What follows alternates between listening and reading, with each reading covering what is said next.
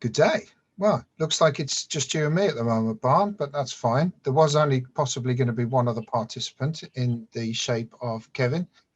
But we can go through the questions. He posed 3 questions, and we can have a little chat about those, and then just go on and talk in general about how we got to this place and what brought us here, and where we want to go in the future, and also what we see ourselves doing with the Patreon page. Sound fair? Well, I'm going to say, let's say hello to everyone. This is our first Patreon Q&A, live Q&A video. It's the 11th of February and it's 2 o'clock GMT. We've never done this before, so you'll have to excuse any rough edges to this. But yeah, Bob's recording this. I'm currently doing this on my phone because my computer's not having much joy at the moment. But hopefully this will be the first of many. We plan on doing this once every second Thursday of the month at 2 o'clock. We'll start doing a Q&A. And as Bob said, I'm Barn, that's Bob, and we will be discussing, well, whatever comes to our mind about what we do. So I think today's our first Q&A will be a little bit of history about us, where we started and everything else. We'll go through a few key projects. Then we'll talk about them in a bit more detail. Then we'll end up with medieval, and then we're on to Kevin's questions. He asked 3 questions, our wonderful Patreon.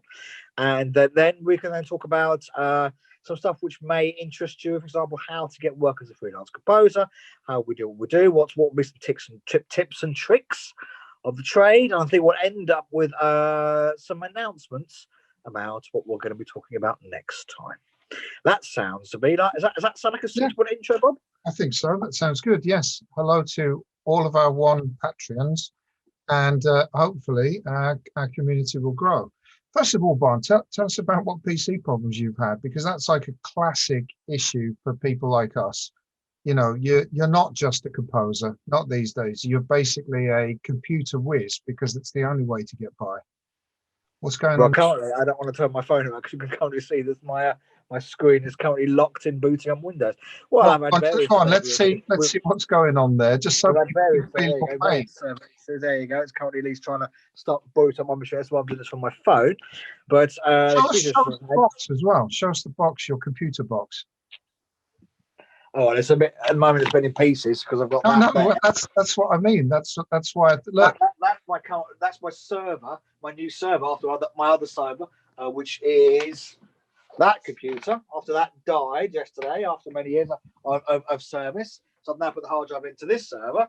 So that's now our Linux box, which is running over there, and this is my current music machine, and that's and either it's happening. Oh, no, it looks like actually booting up now Windows now, so at least that's a start.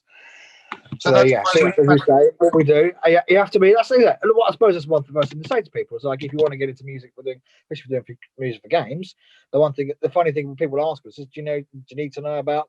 A, do you need to play games, and B, do you need to know about computers? The answer to both of those things is yes. Yeah. So much of the job that we do is still it's creative problem solving more than anything else, but it's how do we solve? How do we make the music do what we want it to do when we wanted to do it, and there are very technical problems to overcome to do that, and it's that you need to have a very technical brain in order to be able to hopefully figure that out with the team who are making the game. But so that's one thing, and it also means you are using creative problems to solve potential pitfalls when music plays, how music plays. I mean, in the past we used to do all the sound as well, so it was as much sound design as it was music. Nowadays it's pretty much we just do music, but even then it's how does the music evolve in the many ways that you to do the same job that you see on a good TV or film. It's the emotional journey that we take you on with the music. How do and they always, I think for me the fundamental question has always been, how does the computer know what my player is feeling and deliver music which is appropriate to that? Basically, bearing in mind that the computer is effectively a box for making ones and zeros, how is it going to evoke an emotional response? Yeah. Well, the same way the other things. Anyway, we're going to get very, very sidetracked here. Maybe we'll have this conversation a bit further later on to the video. Well, I was just one of the things about the technical side of it is, in the beginning, I wasn't very technical at all. I remember when you and I met at Millennium Interactive back in 1996, I barely even connected a PC up. I didn't even know where the power cable went. I didn't know how to install software. I hadn't really done any of those things, despite studying computer programming at university. We never actually had to connect the screen to the computer. We never connected the mouse, the keyboard. And it's insane to think, how much I've had to learn in that amount of time. And a fair amount of it is down to you, because you were quite the opposite. You were building PCs and doing all sorts of stuff. Not all of it strictly kosher, but doing lots of stuff prior to 1996, which, was not my experience. So, now I tend to roll my sleeves up and get stuck in just like you do. But the vast majority of PC building I've learned from you over the years. But it's massively helpful because, we've stayed on PCs over the years where predominantly the industry seems to be run by Mac-based people. And in our case, we didn't go down that route because we like getting our hands dirty, speccing out the machines, building them. It's also cheaper to do it on a PC, I think, than on a Mac. And, you can upgrade and tinker with your machine in order to get the very best performance possible, as we can see from your machine right now. It's now at least working beautifully. So I've now got my Patreon questions at least up on the screen now. So I could switch over to my phone, but actually I think I'll stick on my phone. We'll stay on this. We'll have to break the call up halfway through. So maybe at that point you could switch over to the desktop computer and we could see you in lovely widescreen. So let's start with a very brief project history. Hopefully that in future Patreon videos we can talk about this in more depth if people would like to know. But I'm happy to have a little discussion about how, because it's a wonderful, I think it's quite an interesting story. People have asked us many times is how do we get into this? Why do we? Well, why is obviously an interesting question as well. But I think more importantly for many people was how did we get into this? Well, why is simple? It's just stupidity. I think that's it. Stupidity, and then a combination of the fact that it sounds quite a cool thing to do. I suppose it's true that if I spoke to my mum, fortunately was very positive and very helpful with these kind of. My brother and I would both like to do kind of creative careers in music, but were very supportive. Well, I think that wouldn't have been the case in everyone's parents. So, but we were very lucky that we both had the support, and so it enabled us to at least try. And because my mother was very musical, she played the piano, sang in the choir, and made sure that I was very musical from a very early age. Piano lessons from the age 7. But actually, at the same age 7, this is back in 1980, showing my age now. My mum also knew that I had an interest in computers. Especially, I just love tinkering with all bits of technology. So in the same years, enrolled me as with piano lessons, involved me as youngest member of Croydon Computer Club, Croydon being that part of South London where I was brought up. And this is again back in 1980. This is in Croydon Library in the centre of town. And they used to take me there every Monday between 5 and 7. This little kid, and I used to watch all these mostly guys tinkering around with old computers. This is even pre ZX80. This is research machines, TRS, I forget even the name of the machine, tandem research machines. And I was just tinkering around with them, just purely out of interest.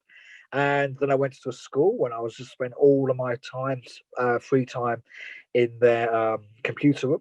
I mean, it was, to be fair, a private boys' school, so there was absolutely zero interest in the opposite sex for many years. It was barren for about 10 years, and therefore I spent all of my time learning about computers and spending all my time in their computer room. And it was, to begin with, it was mostly filled with Commodore PETs, if you remember those computers.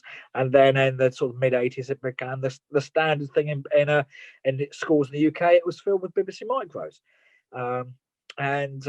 Brilliant. I learned an enormous amount about programming computers at those days, but at the same time, because I'd learned piano lessons at that point, I was piano lessons age 7. I think 8 or 9 I started guitar. Then I was learning the violin at school, and then it came. And when I joined senior school, I started playing the oboe as well and carried on with the guitar. So I was basically playing 4 or 5 different instruments.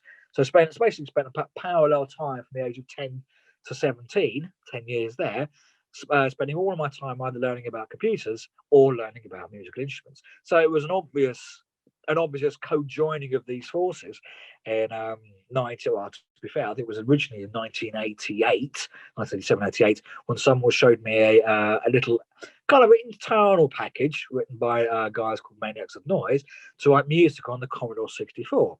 It's a thing called Future Composer, written by Charles Deanon, and it wasn't quite. It was still pretty much getting on for hexadecimal.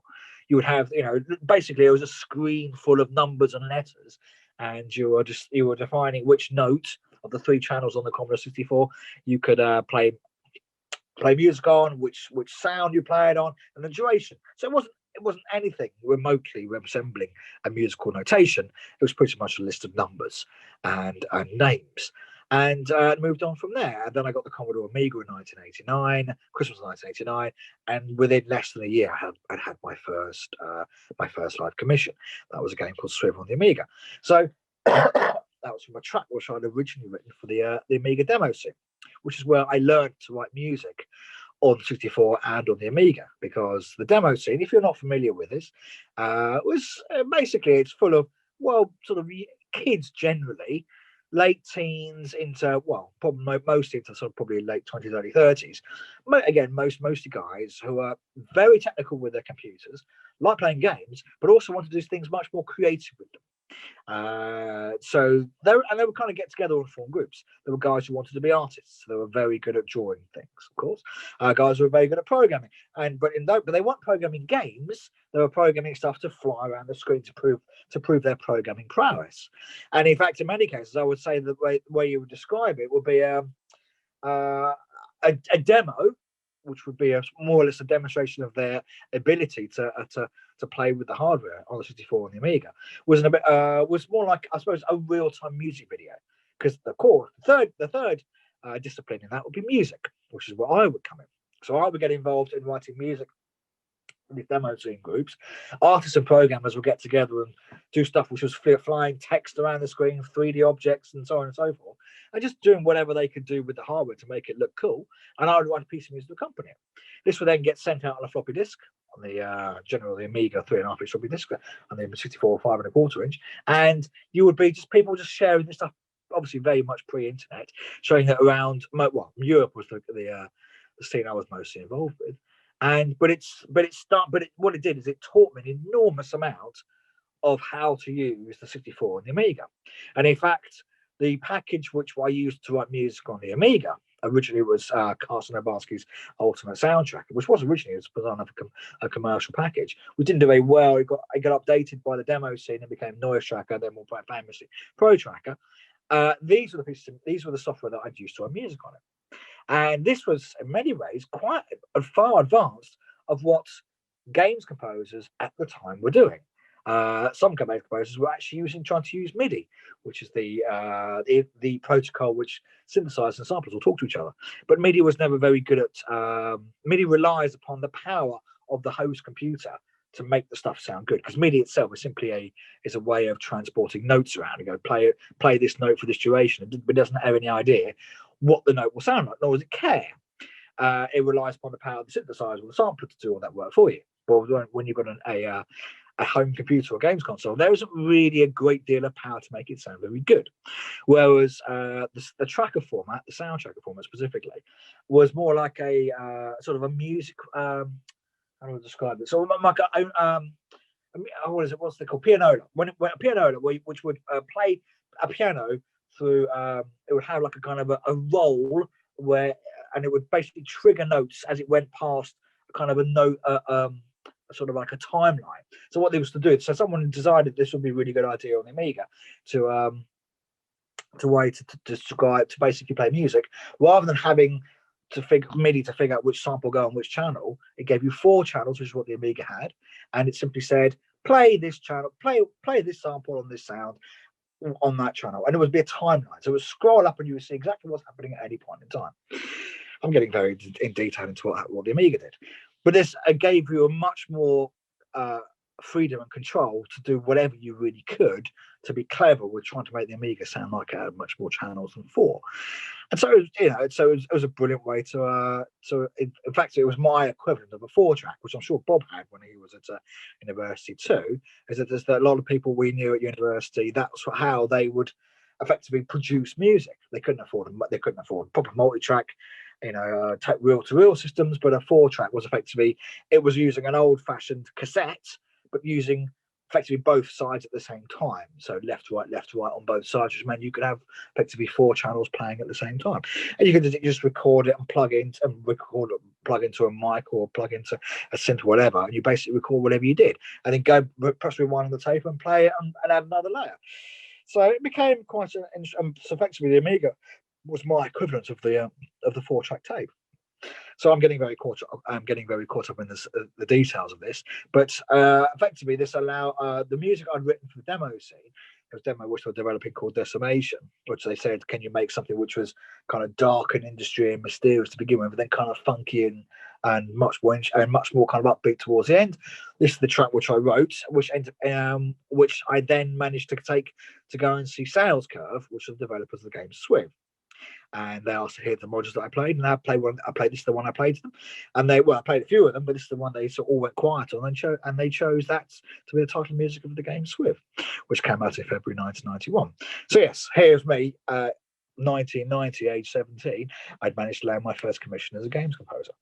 Moving forward a few years, I ran a games music label called Dance Design with other demo scene composers throughout Europe, guy in London, Germany, Denmark, and Norway.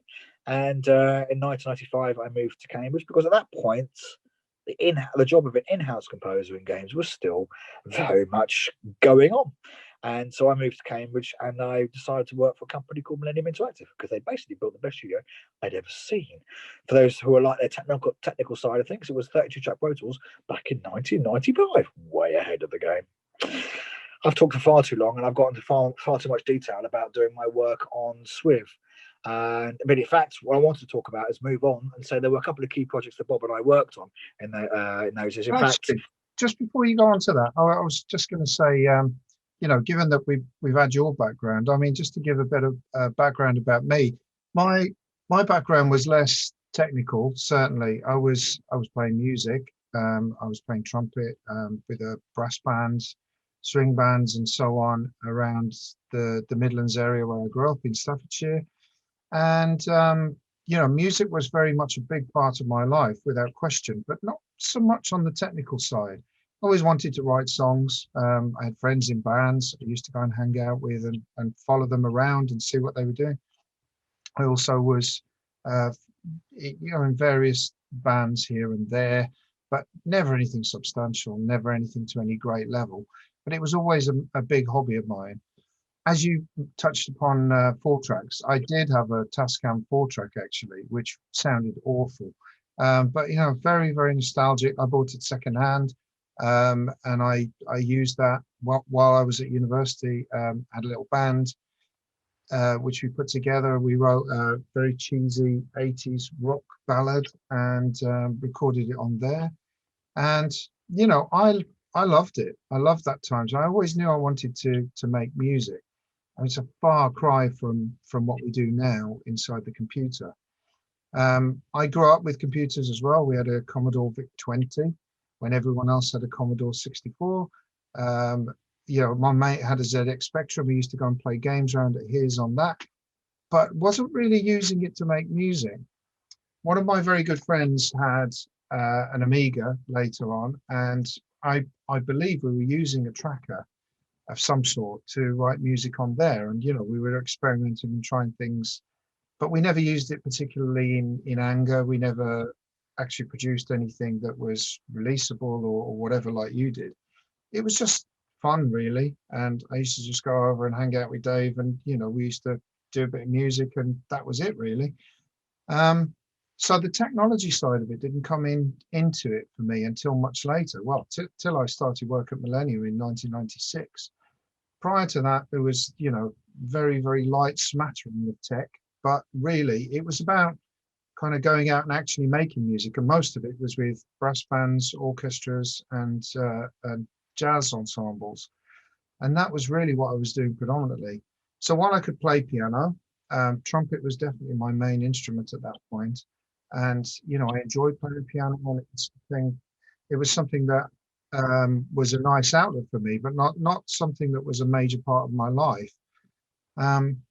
And I also was very into rock music growing up, so I'd always wanted to play guitar. So I bought a guitar when I was 18. So God, when was that? 1990, and basically was self-taught. I got some books because obviously there was no internet really then. So I got some books, and I was learning from books and tapes, and reached a moderate level, nothing substantial, but I could sort of get by, and I could, more importantly, I could put down the kind of guitar parts that I wanted on the very awful demos that I was producing on my 4-track. But it was fulfilling, and it was great fun. I have to say, coming to Millennium Interactive in 1996, seeing the setup there, I mean, everything really had come on and changed and moved on massively, and the whole process was so different by that point.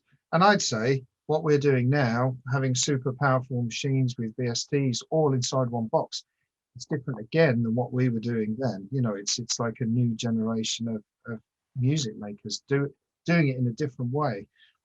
So slightly different journeys, you and I, but it's sort of our worlds collided in 1996, and we found ourselves with quite different backgrounds and influences joining Millennium Interactive. You came very much from a strong games background with an understanding of the genre and the expectations, if you like, of what games music was like.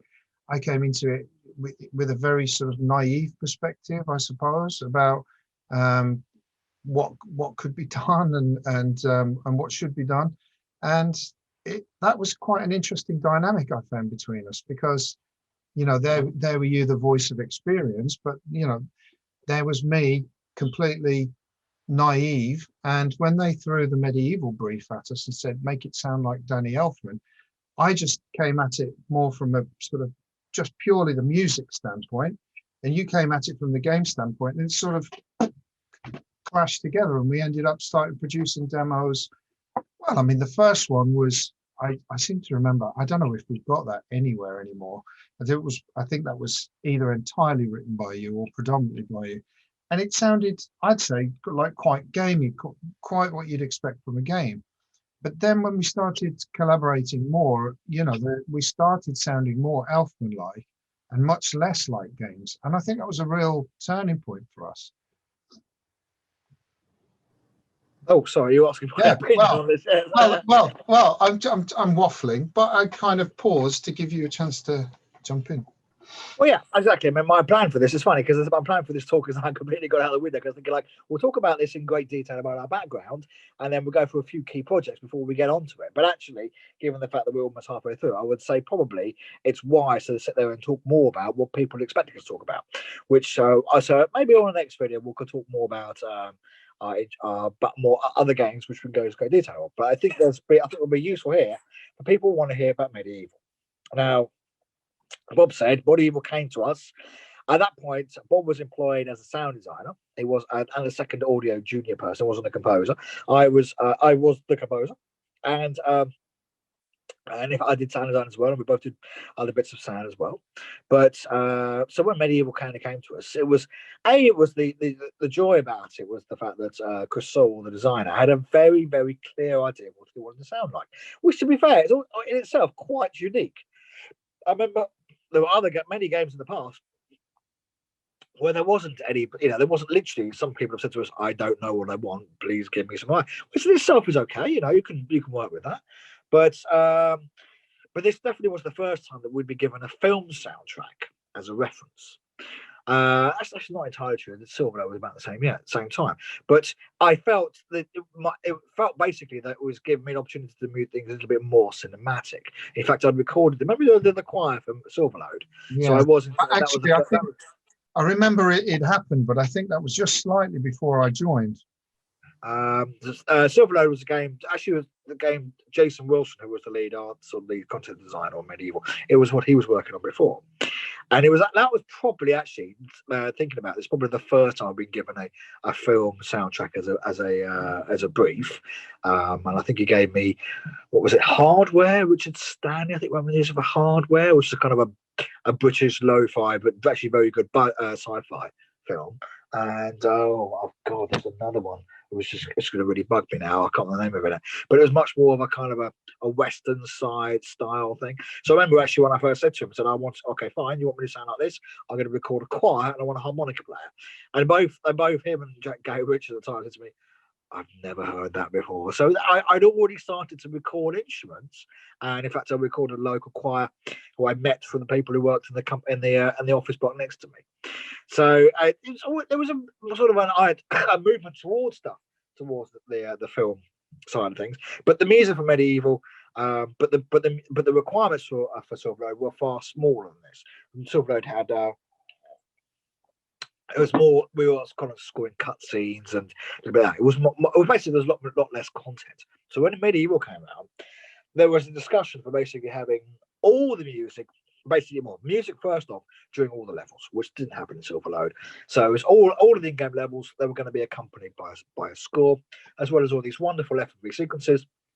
As you know, called them cutscenes, which Jason Wiley was rendering, and obviously all the front end and everything else. So basically, all of the music was going to be in that style, and because Medieval itself took a lot of its design and visual ideas from Konami's Ghosts and Goblins, Skulls and Ghosts, and Tim Burton's Nightmare Before Christmas, there was a kind of a clear visual reference, which then gave us a clear musical reference. Clearly, as Bob has mentioned, Danny Elfman. Danny Elfman has written music for all of Tim Burton's films. I'm pretty sure it's every film, even up until now. I'm pretty sure it's done every film. Yeah. And he's one of the wonderful A-list Hollywood composers, and he's for very good reason. I mean, like his theme tune for Simpsons, genius. 30 years later, I don't think they've actually changed it. I think it's exactly the same as the first version that you. Why would you? It's perfect. Yeah. So he has got a very unique style, and I always kind of like thinking of it as kind of like it's gothic humor. It's not only is it's very intricate, very complicated orchestrations which change on a very similar base, very similar. So the music is constantly evolving, but it's got a real tongue in cheek to it as well. It's got a lot of bounce, a lot of movement, a lot of humor, and a lot of stuff. And it's a reason why he's one of the Hollywood greats. And so again, a rather daunting task to give us and say. In fact, they also gave us Nightmare Before Christmas was the real soundtrack, which was the first real main influence. And then we also had Elliot Goldenthal's Interview with the Vampire and Wojciech Kiela's Dracula, simply because they were, I think, the original design of Medieval, which I think some people have made comments on the later iterations, have become less horror. I think originally Medieval was supposed to be more of a horror game, and sort of with tones of comedy and tones of Python-esque comedy and a little bit of the gothic humor. But the original plan, I think, Medieval was to be quite more horror-like, whereas later versions, Medieval 2, Resurrection, and the most recent one, become a little bit more towards, let's say, the comedy and less towards the horror.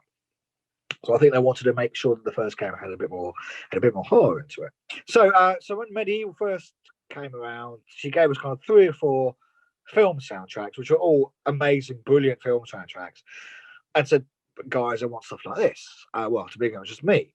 And I was like a little bit, okay, this is going to take a little bit of, So first off, is you had the initial technical requirements. How on earth do you recreate the sound of an orchestra and a choir and any other sounds I had on that, with effectively what we had at the time as one synthesizer and one sampler?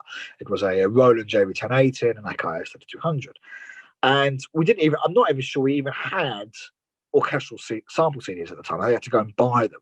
And quite a few of those also came on audio, I think, to remember. They actually came on audio. So we had to literally sample them in ourselves. You couldn't just load up a patch and hopefully it would work. We had to literally go, okay, well, these are some audio examples. We've got to literally take them from the CD, put them into the sampler so we can play them on the keyboard as instruments, which meant a lot of the stuff we were doing to begin with was just literally using our Roland to play orchestral sounds, your usual sections, your pizzicatos, your strings, your woodwinds, your brass, and everything else, and using the sample CD, the samples we got from sample CDs, to sort of sweeten it and add it onto top. But you couldn't use it as one of the main musical ideas. So I always remember one of the first CDs we bought. I think it was Peter Seidler's Advanced Orchestra, and it had samples of kind of woodwind and strings together doing, but kind of like short samples, which are brilliant to use.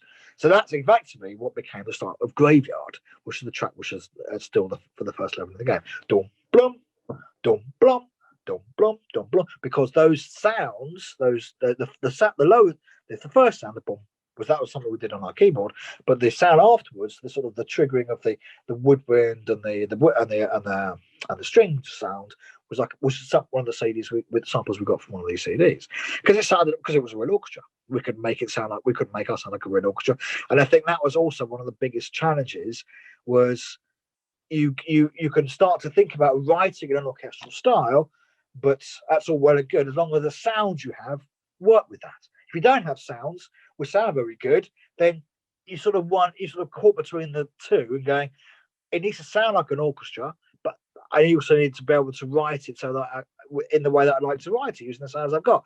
And the two didn't really marry very well, because what ended up happening was you end up only using sounds in your collection which sounded pretty good, and you're avoiding sounds which didn't sound good. So the classic thing is the string sounds pretty good, so we use strings, but the brass sounded pretty bad, so we'd avoid, especially long brass sounds. They didn't sound very good. You could have brass stabs as brass staccato sounds, because anything percussive would sound pretty good, and we could actually get away with that. But anything sort of emotive and something which like a brass instrument how it would change when it plays, that didn't sound very good. So we ended up avoiding that. Just to add to that as well, I'd say that you spent sort of less time focused on purely on the music, because you were also trying to figure out in your own mind, what are our best samples? How can we put our best foot forward? You were listening through samples and sample CDs, and that was starting. In some cases, that was the starting point, and it started to form the basis of your track, and you built things around that. Whereas, writing today, I don't know about you, but I don't start that way at all now. We usually start with a piano, start playing some things, come up with some ideas, and the music drives what I do. It's never about the sounds of the samples or anything like that. I write the theme, I write the ideas, I write the chords, the musical concept comes together, and then it sounds. Yeah, so I'll give you a little secret now. Over the years, a few people have written to us and say, "Oh, this piece of music from Medieval 1 or Medieval 2 sounds like this. What? Have they used it? Have they used that?" And in some cases, actually, we had licensed it. We had given it ourselves. But actually, in most cases, one of the things we end up buying, probably, I forget whether it was Medieval 1 or Medieval 2. I think it might be Medieval 2.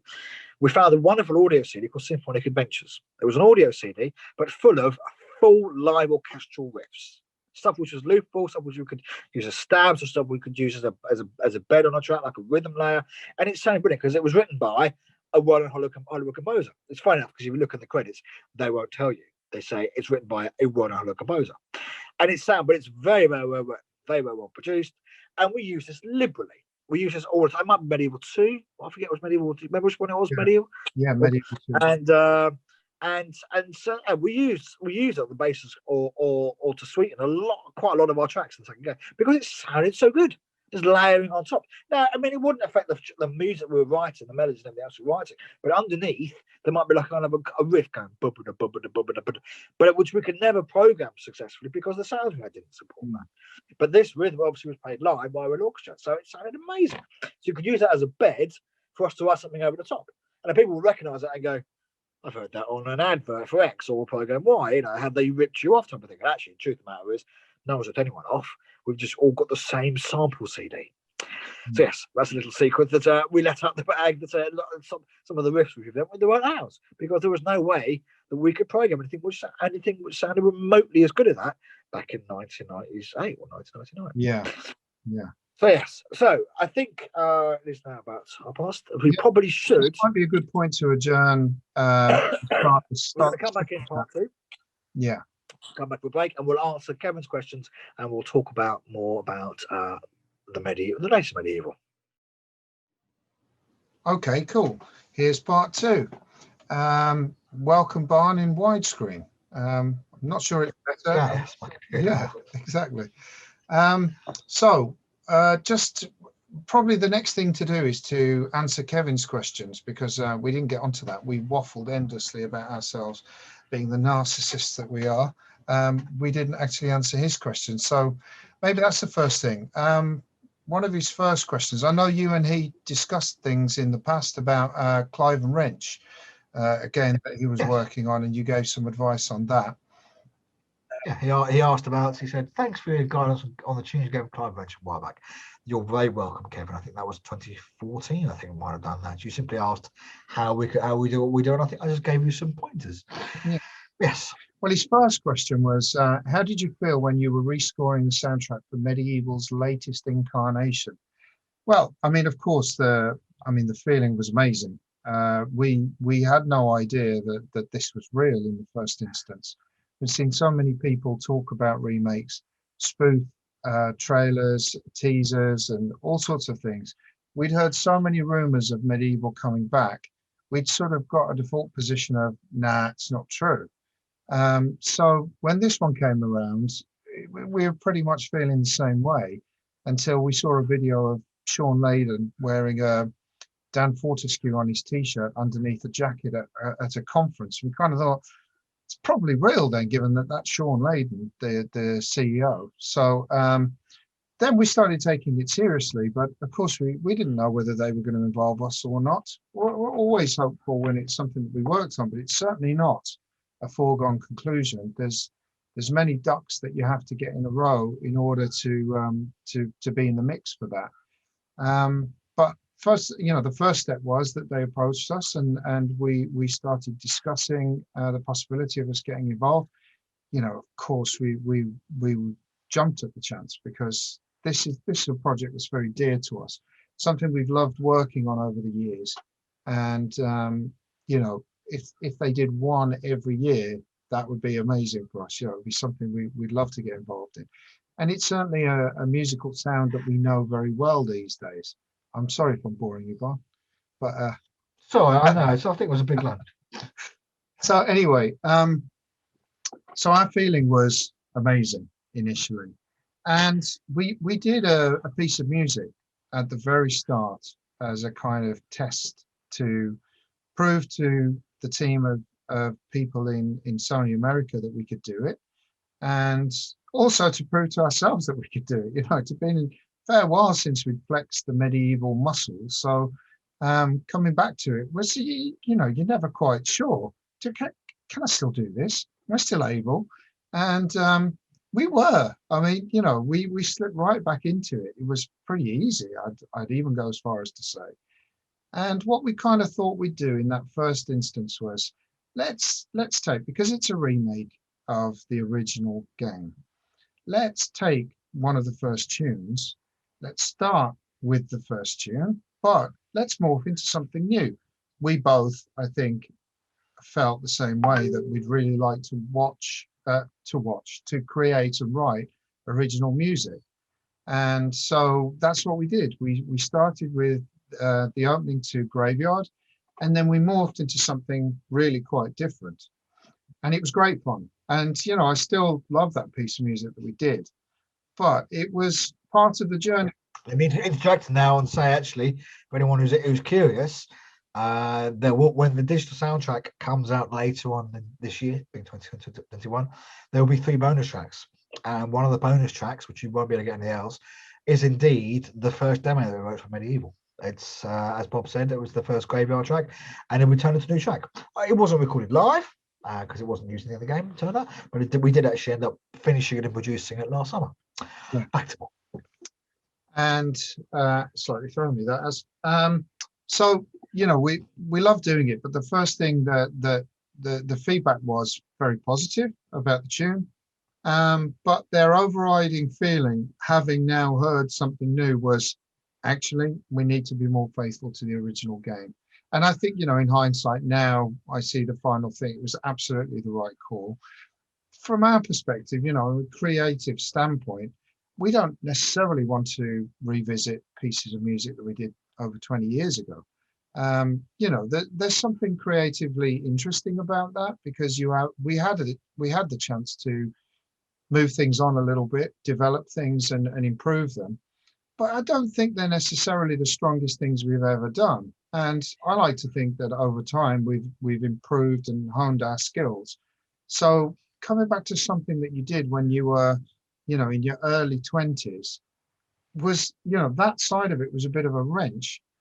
But anyway, it's a double-edged sword, because there was a lot of fun involved also in revisiting those old tunes. And because they were so old, we didn't have access to the MIDI files that we created for those tracks. So weirdly enough, we were having to do musical takedowns of our own music from 20 years ago, trying to recreate it again on our computers and our modern day systems in order to make it sound like the old ones.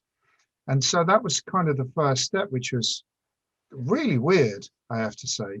That was some of it you remember it like it was yesterday, and other parts of it, it was almost like somebody else did it. I've no recollection of this whatsoever. There were certain things that you and I, I'm sorry to interrupt again, I think certain things you and I remembered as well, quite independently of each other. But it was a bit where I think you were like, I definitely remember that being on one of those tracks. I mean, you had a very good idea of bringing back some of the old JV sounds to make it sound authentic from the original game, which I never even considered doing. And you even remember, I remember some of the patches. I think you remember more of the patches that we used to use. No, but I remember saying to me when we started this process, good luck trying to remember what they were. Like, we haven't got a cat in hell's chance.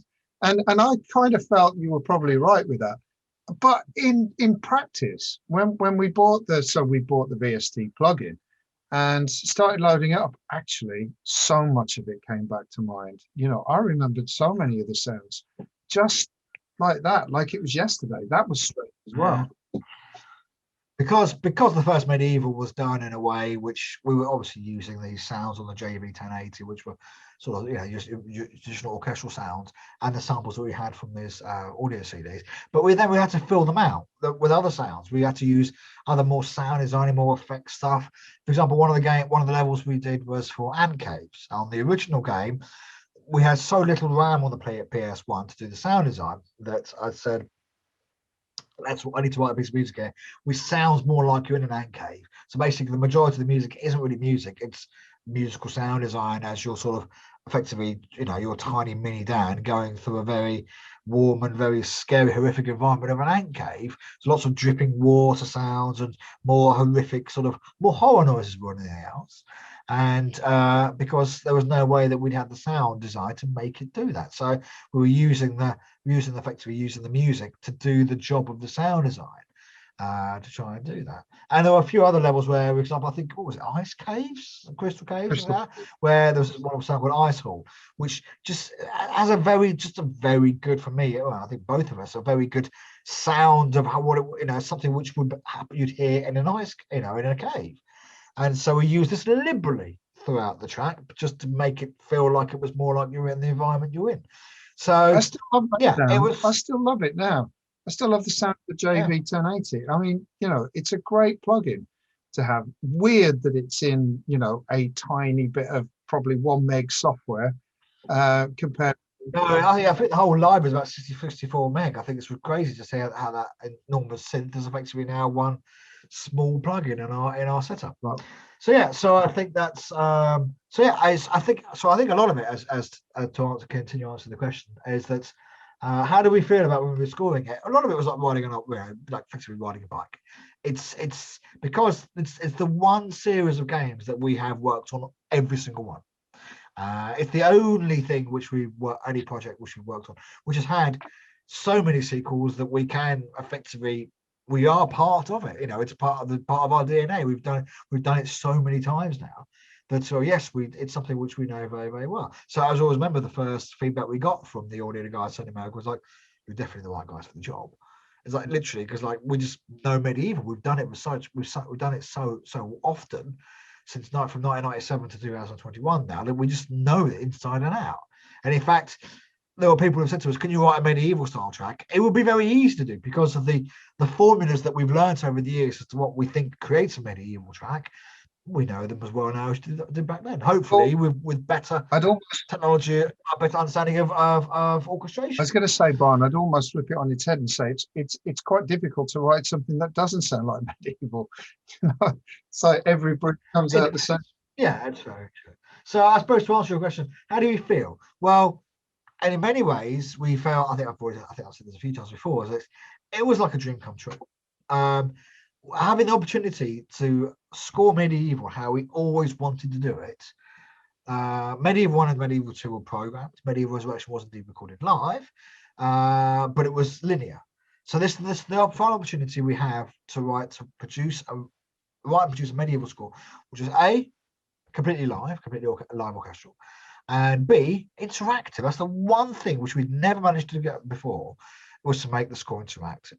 Now, and in fact, it's something which I think some people have actually have been quite against us doing this. But the truth of the matter is, had the first medieval been able to do this back then, we would have done it then. Because as a games composer, the one thing which has always plagued games composers for many, many years is the word repetition. Simply because for either technical reasons that you're limited to what you can do, for a lot of reasons, or you don't know, or the game just doesn't know can't tell the music, the music software within the game what you're doing. So, which is any different. So he goes, well, okay, I'm going to keep playing this track. In the past, literally, you would load a level, and it's the way I love to describe this, is the music on a game is all icing on a visual cake. But it doesn't actually represent what's happening on screen at any point. All you're doing is you're saying, here's a nice level, here's a piece of music to accompany it. And hopefully the piece of music you all associate with this level. But it doesn't actually reflect whether you're whether you're walking around and enjoying the scenery, whether you're getting your ass kicked, whether you're falling off a cliff, or whether you're about to drown in some water, or any other scenarios you can go through at that level. The music does not change to reflect that whatsoever. The only change that we managed to do is once you've got towards the end of the level or you mid-level, when you've got a boss. It's because the game knows that you've gone to a boss level, you can sit there and go, swap out the visuals and everything else for the boss fight, and at the same point we can then start with playing the boss tune. But that's pretty much the level of interactivity that we had on Medieval. Now, towards the end of the PlayStation 1 life cycle, I remember working on a game called C12. Now, that was actually the most advanced in terms of how to make an interactive score we managed to do with on CD-based media, but it required quite an uphill struggle in order to basically get all the artists and all the levels did a fantastic job. And it was incredible to map out different areas, how to describe different areas of each of the levels of the game, and from a musical perspective. So you could literally divide the level up into different areas, and then as you traverse into one particular area, the music it would then choose to play you a different track depending on where you were, maybe what choice to 1 and 3, or maybe 1 and 8, if you're lucky enough, if you have the right. But that again, it was a limited system. Whereas here on Medieval 2019, because of all the middleware, Horizon middleware, to make a very advanced, effectively interactive music systems, and we could simply just use that facility with all the stuff that we had on Medieval to make Medieval sound interactive. Now, that was something which we'd never done before. Now, the downside of it is that people knew and had a certain reverence for the original tracks, and we couldn't veer too far from what people knew. This was effectively still a remake of the original game. So we couldn't sit there and do what we wanted to do on Graveyard, write a new track. It had to sound like Graveyard. So we thought ourselves, well, what can we do here to make this work? The one thing which we established is that the original music, the music from which they like, people are effectively is a melody. You can sort of water down what people love about a particular track. What they remember, what they really want about it is effectively normally a melody. So once you figure that out, you can effectively rip away, remove all the other stuff from a track, and as long as that one melody is playing, then people will remember it as they were, weirdly enough. So what we used to do was we could then write the melody, use the same melody, but then what we did is we could rip out everything underneath it, because that's another thing is that Bob and I have had 20 odd years of working with real orchestras, since our first writing for medieval, and therefore I kind of look at the orchestration that we did. Orchestration meaning in this context meaning how you harmonize what you write underneath the lead melody for the rest of the orchestra to play was very, very simple, very, very basic. And so we learned a lot better techniques to how to convey what we wanted in music, and therefore we could apply those. Hopefully, it made this music sound a bit better. So, but as long as that melody was there on the top, and we could then we could be much more creative and playful with what was playing underneath it. Mm. Then we had the facility to go. Once we this again, this is purely a budgeting thing. Is we had the budget to go and record a load of orchestral stuff, shitloads of orchestral stuff. I think we had best part of 50 hours with an orchestra. So at that point, we had the ability to not. So therefore, we can record everything in sections. So rather than an orchestra, this is one to answer your next question, Gavin. How could you split the tunes up into stems to have dynamic music throughout each level and hear the musicians, live musicians while conducting? We didn't need that. Wasn't really an issue because the tracks will fix tempo. The really useful thing about the first game is that we didn't even know how to change tempo. To be fair, we mucked around with it, and also didn't need to. The track sounded good as it was. It didn't need to go fast or slow. It was fingers crossed a nice piece. It was a medium pace. That's another thing about medieval, is that because quite a lot of music we were writing, we didn't actually know what level it was going to go on. It was right track, and then at some point down the line, largely because the games weren't, the visuals weren't finished, the animations weren't done, the enemies hadn't been designed. Whilst we were in house, we were just having to write music. So at some point later on, it was like marrying up and going, well, that track sounds like The Asylum. That track sounds like Sleepy Village. That track sounds like Raven. And we just literally pretty much put a track to which level which we thought would be most appropriate.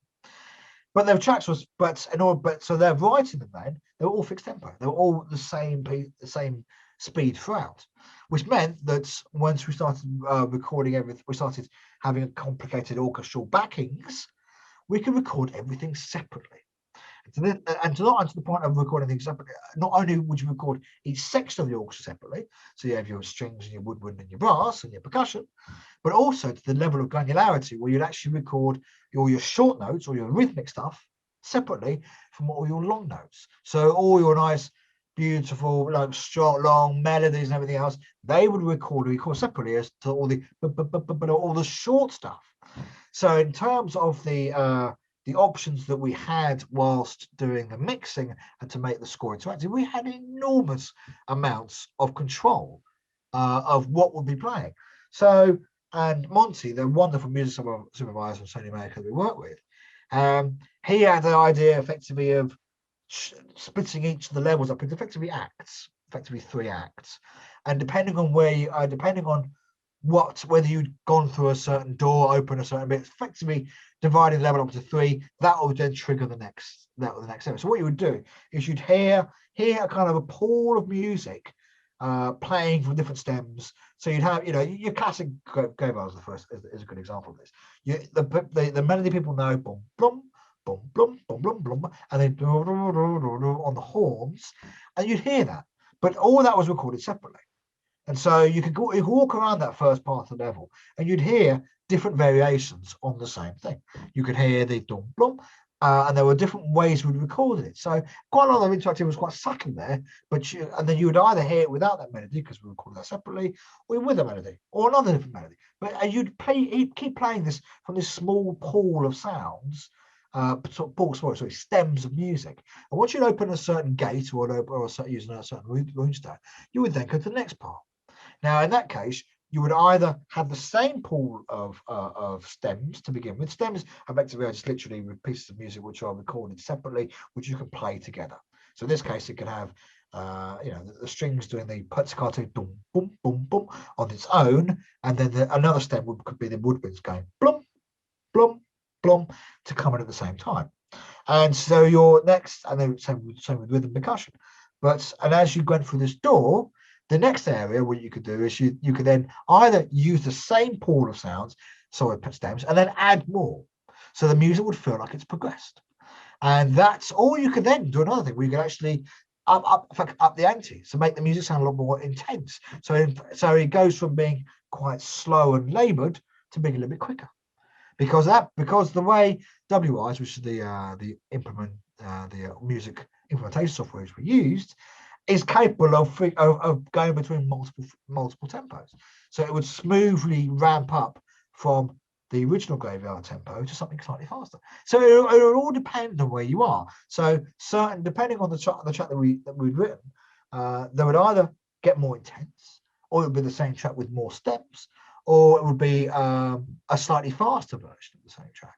So there are lots of different ways which we could use to make the sound, make the music effectively last a lot longer without sounding repetitive, because you'd hear these lines, but you'd hear a slightly different variation on this line.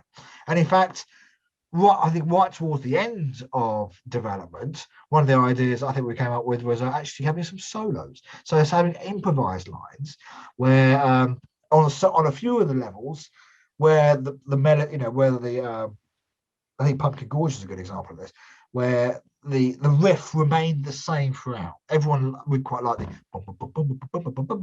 would kind of like that pizzicato, staccato kind of riff, and you couldn't really move away from that a great deal. But the music which played along with it, we could change a lot more. So in fact, at one point, I got a player in to do solos on the clarinet and the flute. So at one point, you could sit there and just go, hear him just a bit of a noodle away. So he'd be playing a nice little variation, and then he'd play a variation which is completely different because he'd improvised this. And effectively, all we're doing is we're taking these tracks. Medieval tracks were about 2.5 minutes long. Some of it was because of the limitations of what we had available on the disc. A lot of it, they were also written in a way, because we couldn't do seamless looping from the CD back on the version PlayStation. You'd have to loop it at the point where you'd least notice it. So effectively, what we did is we'd write a track which started really quietly, would have its loudest bit in the middle, then end really quietly. So then basically, when the CD would then go zip, zzz, and the head would go back to start with the other bit, even if it's slightly glitched or slightly clipped, you wouldn't notice it because it was such a quiet spot of music. So we had to follow, but this was simply, this is a classic example of writing to the technology. And these tracks, so what we did though is we tried to make these, because you wouldn't complete a level in 2.5 minutes. I don't think you can complete any level of a game in 2.5 minutes. You're going to be playing there sometimes 10, sometimes 20 minutes, sometimes half an hour. Now, we're not going to do half an hour tracks, but what we can do is we can write a lot more variation into these 2.5 minutes and ask the WY software to choose different stems to play together. To effectively make this 2.5 minute track, I think we worked out we could probably have about 10, maybe 12 minutes of constantly playing it. Can I just interrupt, because there's something else that we can also add to that, and that is that on a lot of these tracks, once we've done the sort of the synthetic recreation of these old tracks in our Cubase sessions here, that's what we use, Cubase, if you were curious, and then what I certainly did on a few occasions, I think you did too, was to do a very, very stripped back version of that track. So it was even less than the original track, like a very, very, almost like an introduction to the track, if you like, and a much more cut back. So if there was sort of a strong running spiccato line, we might replace that with pizzicatos and maybe halve the length of the rhythms in that. And then that also gave an additional level of interactivity that Monty could use in the music. He could start with this more cut down version, and then he could gradually evolve it into the more full version, and then add in themes, add in brass, take out brass. There was so much scope then to make it interactive, despite the fact that the lion's share of it was live orchestral. Obviously, these cut down things that I'm talking about at the beginning, a lot of that wasn't live and was never recorded live. But it gave another interesting additional element that they could build in to create the tracks and make them more interactive. Yeah. So I think the good beauty of it was it gave us a great deal of choice. And it gave Monty, poor guy, probably gave him quite a lot of headaches. But initially, it was definitely the case of you have so much choice now that the effectively plan was to make each of those in-game medieval tracks, 2.5 minute tracks, last around best part of 10 or 12 minutes without hearing a line repeated. And also, but giving Monty and whoever was implementing it enough material so that you could change the intensity of the track depending on where you were. But still, we were hands a little bit tied because people still wanted to sound like the original Sleeping Village, Asylum, or whatever the track which was from the original game. So we had to sort of use a little bit of creative license sometimes to in order to do that. And because they Sony America then said, well, actually, we didn't realize that you recorded the music for Sony for Medieval Resurrection Live. Can we use that too? So at that point, it made little sense to re-record those tracks again because that work had already been done. So we were and then adding, but we were using the tracks from Medieval Resurrection, tracks which we'd written new for this game, tracks we'd written for first Medieval, but never had a chance to record them live. All the extra elements, all these extra layers of material that we're adding. And then there's one element I haven't even mentioned but that was I love to refer to it as Bob's spiccato layer, because these tracks were never interactive. They were never written to be anything more than, you find a sort of a medium tempo. So it wasn't too slow for the level, wasn't too fast for the level, just some kind of a midpoint. So as the player was running around, it didn't feel like it was dragging it or making it feel too fast. Midpoint. But with this now, we wanted to have an opportunity to effectively make things sound a bit quicker, sound a little bit more involved. And so Bob had the idea, because it was done quite slow, these tracks were quite slow, you can add a rhythmic layer played by strings predominantly, where if the rhythm of the track was boom, boom, boom, boom, boom, quite a standard medieval tempo, and a rhythmic track was just this, boom, boom, boom, boom, boom, boom, boom.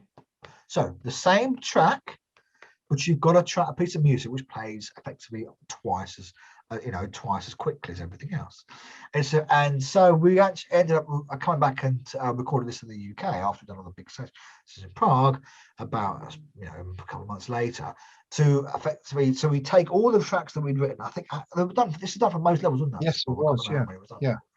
And write an additional, much more exciting rhythmic track to played by a small string section of 10 players, which we could then again give to Monty as another layer, which would allow him to effectively up the ante in terms of it making the player feel more like this is basically it makes track at the same tempo feel twice as quick. So it allows a piece of music which isn't particularly quick to feel a lot more urgent, because ultimately our goal is, as it always has been, is to evoke an emotion in the player. You are telling the story just through the sounds, and that you're trying to describe an area, but ultimately we are trying to mix that with trying to help how the player should feel. They're asked to be kicked, they should definitely feel a little bit more like, I need to get on with this. That was what I originally conceived the idea for. Actually, was to try to have that element come in when you were surrounded by bad guys. But we quickly threw that idea to one side because we felt actually that situation is so liquid inside the game. It's changing all the time. It'd be coming in and out all the time, probably drive you insane. It would piss you off, basically. It would piss you off, because you're like, every time you got swung by a few zombies or a few creatures, you'd hear it. It's like, no, it's not going to work. So we had to use the more creative ways. And I remember, I think it was something which come in either Act 2 or Act 3 through a level to again make it feel like more origin. Because ultimately, what we wanted to do was to divide the piece of music up into its different areas. So by the time you've got towards the end of the level, you're now hearing either the later part of the track or all of the track, whereas before you were only hearing a little bit of it. And you would have again, but it's feeling more urgent, because you need to get through the level before you get your ass kicked. Because one thing people comment on medieval, there's no checkpoints, no save points, as it wasn't back in 1998. You wouldn't do that. You got to do the level at once. Well, that's it. So the game's a lot easier now from that perspective, but back in the day you could do that. So people kind of commented that's not a great thing, but the truth is it is how the original was. So in that instance, you've basically got one chance to get through the level, and if you don't do it, you've got to go back to the whole from the beginning of it and do it all again. So it was adding that level of urgency to help the player feel like, I need to kind of get a move or get a wriggle on here, and I'm unlikely, and you're more likely to be attacked by more, like harder enemies, of course, as you get the harder, because you end of the level, it's getting more difficult at the beginning of the level. Pretty much goes with you know what? So we're taking you on the musical journey. It's a good example of how writing interactive music for a video game is very much an evolutionary process. It's nigh on impossible to plan the whole thing out right from the get-go and then stick to that plan and have the perfect solution at the end of it, because it just doesn't really work like that. You have to come up with a reasonable plan that gives you some flexibility. Then you need to go off and write some things and create some demos and the separated stems according to your initial plan, and then you need to try it out, stick it in the game, see how it works, see does that work, does that really help, and then sort of tweak your process as you go, so that what you end up with at the very end might be ultimately quite different from how you saw it going when you started the journey. That's very much a key difference, I'd say, in writing music for games than, say, writing for TV and film. Yeah, TV and film. Your goal, your end point is unlikely to change a great deal. I mean, I can't think of a single film we've scored where it's become less music towards the end of the film. No. It's it might be sparse to begin with, and it's not quite wall to wall, but it gets on from wall to wall at the end of the film, because there's so many, like any other film, there's so many different things coming together, which you're effectively telling the narrative. There's so much more story and plot, and sometimes action which helps propel the story towards the end of towards its conclusion. So of course, it's a natural thing to expect there to be more music towards the end of the film than there was to begin with. Yeah. When to begin with, you're like going, where am I? Tell me, describe this world. What universe am I in? Tell me about it. And you're sort of you're giving sparse hints as to what's going on. Whereas a game, yes, it's pretty much the journey we go on, and the way we do this is a much more evolution, largely because the technology takes a big makes a big impact, and because we don't know what the player's going to be doing. That's the classic thing, is you don't know what the player will change where they go every time you play it, and it's having to make sure that you've got enough material to cope with as many scenarios as you can think of, and in many cases scenarios you haven't thought of. Is there enough material? Is the music engine clever enough to sit there and go, I didn't even know that you could do that. Let's pick some random stems of music which you've not heard before, play them together to give something for the player to listen to while you're there, which might not be wrong. So that, it's all about the journey you go on is a lot more complicated than it was before. I think we've gone on. Yeah, I was going to say we're getting close to the end of our chat now, but so I think maybe we should have a little quick tip on maybe have a little talk on tips on finding work for freelancers, and then talk about what we're going to talk about next. Yeah, well, yes, although I really come up with a very clear plan on what we do on the next one, but I mean, certainly we can talk in general terms about how we see these chats going and what we think we can offer our community going forward. I imagine that our community is sort of going to be split into two different types of people. There'll be people who are just generally interested in the process of creating music and the actual projects that we've worked on, and might enjoy seeing some behind the scenes footage and so on, but perhaps nothing more than that. And then there'll be the other side of the community, which are potentially music makers and see themselves making a career in it, or they're very interested in it, and it's going to be at least a serious hobby for them. And I think those people will be looking more for tips and tricks on the process, how we do it, how we get work, how we manage a project, even boring stuff like file naming conventions, all that sort of stuff. And I think we're gonna share information right across the board, really, with all those sort of things, hopefully in an interesting, not so dull way, and also throw in a few funny anecdotes. I had it on my list to talk about funny stuff, but I mean, we probably haven't got time for that.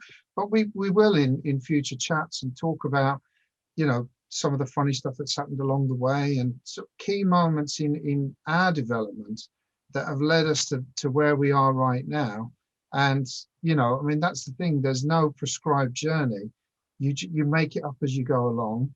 Well, it's very hand-to-mouth existence at times, but you hope that ultimately you keep moving forward and progressing.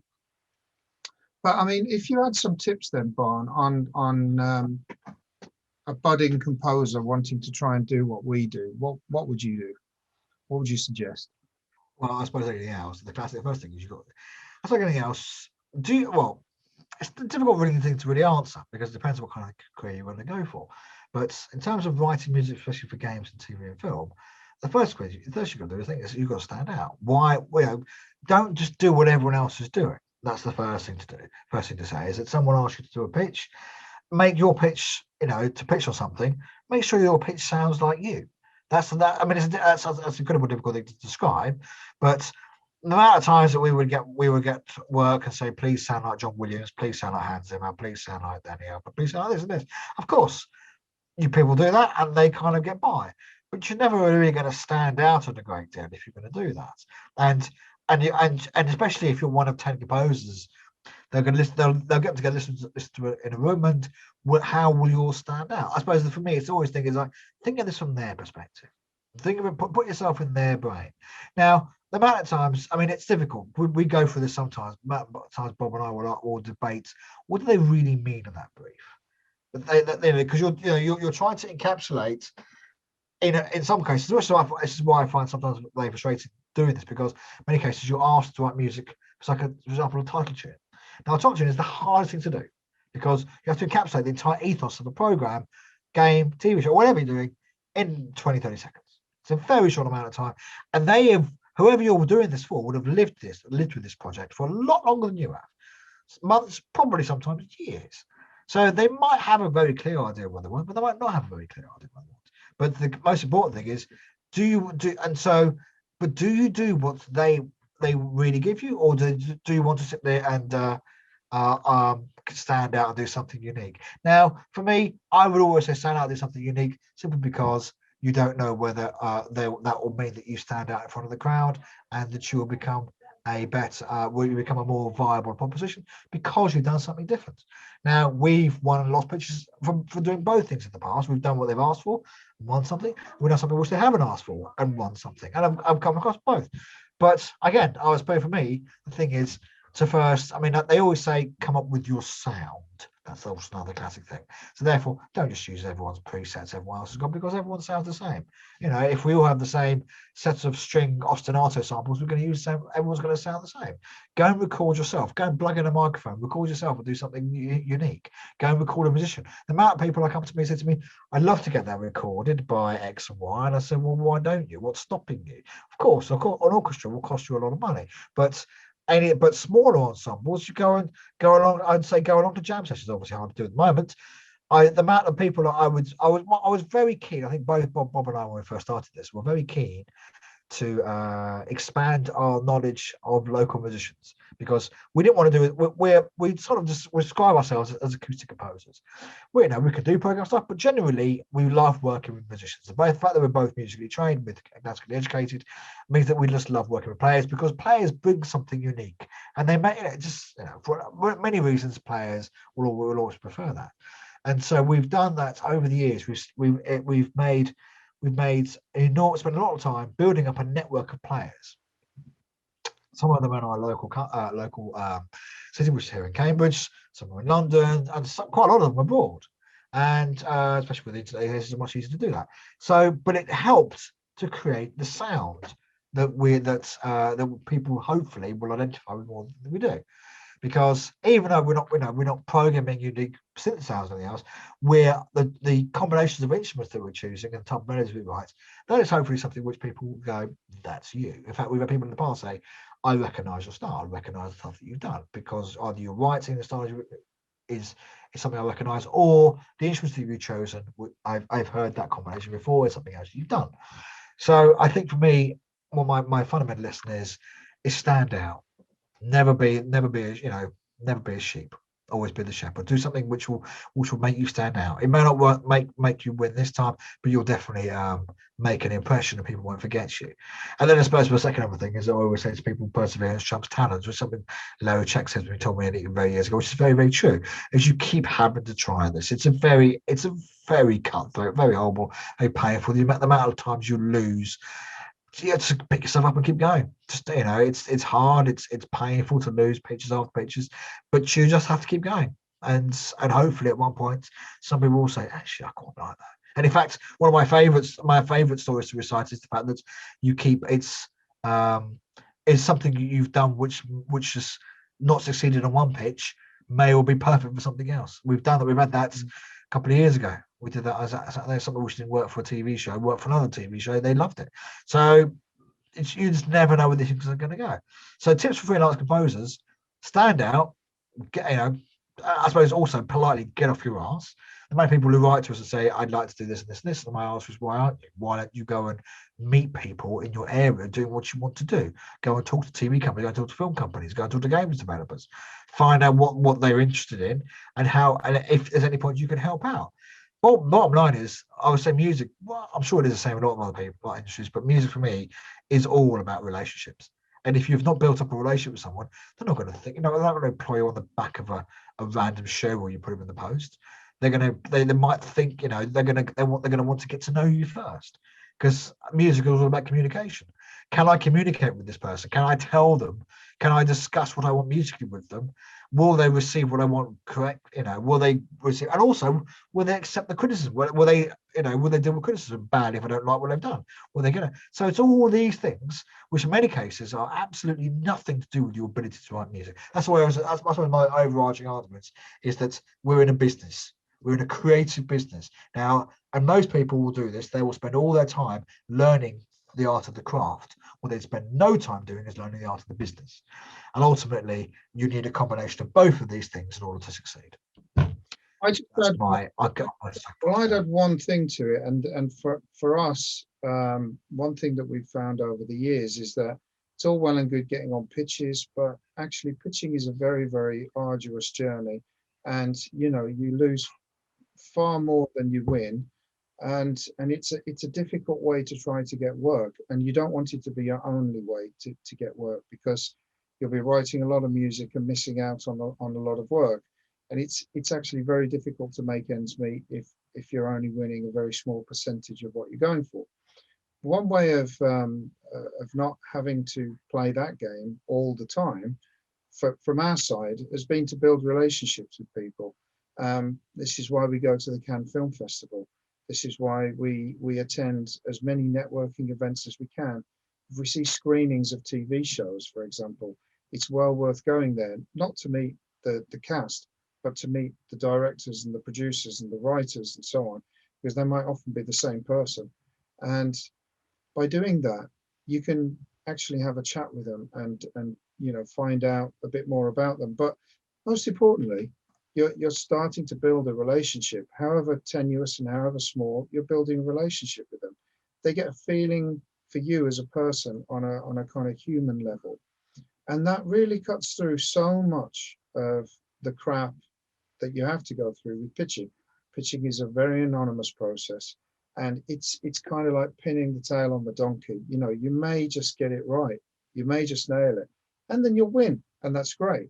But the chances are, in the short period of time that you have to pitch, you can't really fully get inside someone's mindset. Somebody throw a curveball in, and they didn't know they were looking for that, but actually we decided to go down that route. Similarly, you might be the curveball. You might deliberately do something a bit unusual and unexpected, and they not interested. So it's such a difficult thing to get right, and there's no real rule set with that. So for us, building relationships and trying to get to know people has been incredibly helpful over the years. And, it can see you being offered a job, or at least, being offered the first crack at doing something. We've had that. Our first break in TV was a good colleague and friend of ours now offered us the opportunity to write the music for the pilot. But he said, if you're not nailing it, if we're not loving what we're doing, we'll have to open it up to others. To be fair, can't ask for more than that, given how difficult that journey is and how much competition there is. I can't ask for more than that. And it just gave us a chance to put forward our idea. Luckily for us, he really liked what we put forward, and that was it. So we didn't pitch against anyone for that project. And that was our first foot on the ladder in TV. So build relationships. You'd be surprised just how effective that can be. And that, I would say, is probably the end of our chat this time. I think we've gone hugely over time. I think about an hour and a half rather than an hour. That's fine. That's fine. We do like a good talk. But we'll round it off for now. And as Barn said earlier, you know, we'll come back to doing this again on the, did we say the second Thursday? Second Thursday of every month. Yeah, we'll come back to doing that. And we'll see you all again then. Hopefully we'll have someone come and join us and we'll chat with you. If not, we'll just do the same thing again and we'll just waffle a bit more about the other things we had on our list.